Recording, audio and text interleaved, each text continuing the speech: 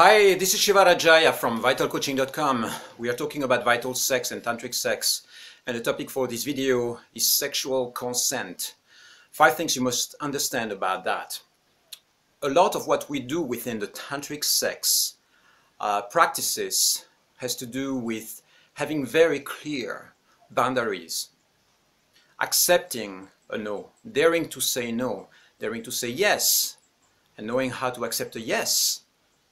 So the idea of all that is to create a sense of safety so that nobody does anything that they don't want to do.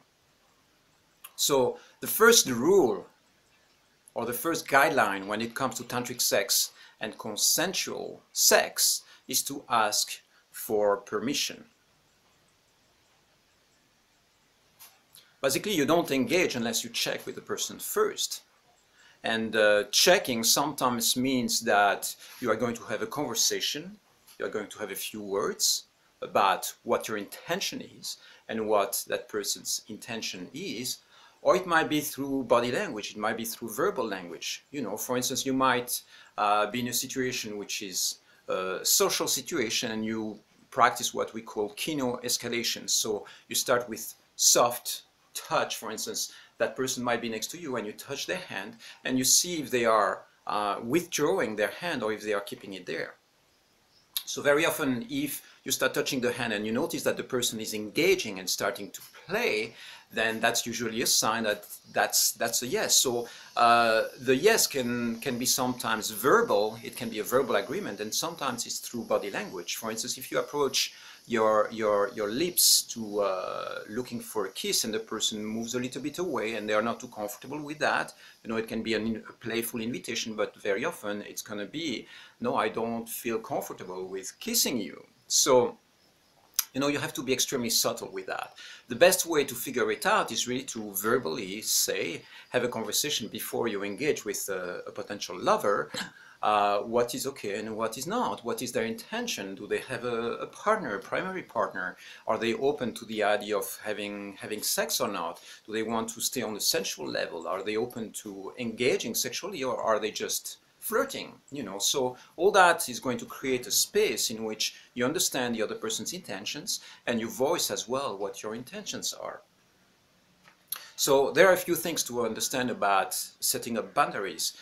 One core aspect is that a maybe usually means a no. Okay, if somebody says, if you ask, you know, would you like to come on a date with me? And the answer is maybe, you know, until you get a yes, a clear yes, that means a no. In terms of engaging with more sexual energy when you're playing, when you start playing within the tantric sex space, maybe it's also a no. That's the way to get it. Another important aspect is that you have to own your yes. When you give a yes to somebody, it must be a clear, voiced, expressed yes. When you are very clear about what your intentions are and what you want to share or not share, then that gives a sense of security to the person and to the whole tantric sex space. So that helps a lot. Also, own your no. You know, a yes means something if you don't know how to say no. Of course, you know, sometimes you're afraid of hurting somebody and being too clear, but guess what? It's going to be very empowering for the relationship to have clarity with that person. So if you feel a no, voice it or express it, or let them know that you're not ready to engage, and own it. Okay, how do you take a no? That's another, you know, set of skills, but it's the idea of how to be rejected in a graceful, playful and elegant way. It's very, very important to be able to take a no as well when that no is directed to you. Because respecting a no, it's a way of building up intimacy. It's very important to understand that. Changing your mind is okay as well. It means that somebody might give you a yes one day and the following day they give you a no. And you have to be perfectly okay with that. You have to be able to play with that. It's good to understand as well that on your end, unless you commit yourself, for instance, if you decide that you are going to meet every day and engage into a tantric sex practice for like the next week, then, you know, of course, changing your mind somewhere halfway might make the other person lose trust a little bit in the process. But the idea in general is that if you said yes one day, doesn't mean that you say yes to the following day. If you said yes to having sex one day with that person, doesn't mean that you necessarily want to have sex with that person for the rest of your life. And so you can totally own your yes, own your no, and it's okay to change your mind. Another important thing to keep in mind is that when you offer the possibility to somebody to come on a date, on a tantric sex date with you, for instance, make it very specific. When is it going to happen? What's your intention? You know, it might be Tuesday evening between 6 and 10, and my vision is to engage into some light sensual play, for instance. Or I feel very attracted to you, and I'm ready to get extremely sexual. I feel lots of erotic energy. Or you might say, well, I just want to go and spend some time in nature, and first have a few series of conversations with you. You know, but be specific in the kind of practice that you have and the intention that you have. That will make it way easier for the person to accept or reject your offer. If you simply say, you know, it would be fun to hang out, it's so vague. What does that mean? You know, and so in your mind you might have certain expectations. Hanging out means maybe for you, great, we are going to engage full-on sexual, and for the person it might mean something very different.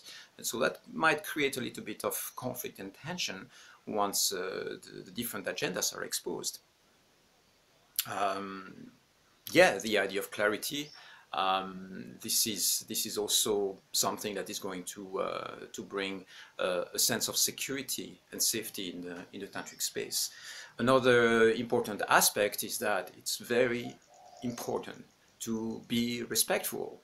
That's one of the core values that we have within the tantric sex space. It is the idea that you really respect the other person. You're not going to push them, force them, become needy, put them under emotional threat. You know, all those things are shadows, and ideally we function within a space which is a space of safety and respect. And of course, you know, within the tantric sex space and tantric energy, usually we don't abstract and focus just on the lights. There is the shadows come in, and we are happy to play with that. But ideally, you know, when you get started, it's like you want to start from a place where there is a certain agreement on the fact that there is safety and respect. And of course, you know, sometimes the sexual energies and relationships can become extremely fiery. Sometimes you enter into abusive patterns, so it becomes, you know, with lots of passion and lots of conflict and fights and so on. And some people enjoy really playing with that. But you know, it's important when you go that way, if you tap into the shadows, and that's really an area in which you thrive. I'm not here to judge that, okay? What I'm saying is that do it from a place of consciousness, awareness, and make sure that your partner also wants to engage into that direction, that they are conscious and aware, and they want to engage into something that becomes more fiery, more passion, and sometimes more conflictual. You know, all that is fine as long as you have two persons who are agreeing to that. Just bombarding your partner with some undigested sexual emotions might not be the best thing to keep them around. You know, they might run away and go, "You're a freak, I'm out of here," okay? So respect, clarity, asking for permission, own your yes, own your no. It's okay to change your mind, be specific with your offer. Lots of beautiful tips. I'll see you soon.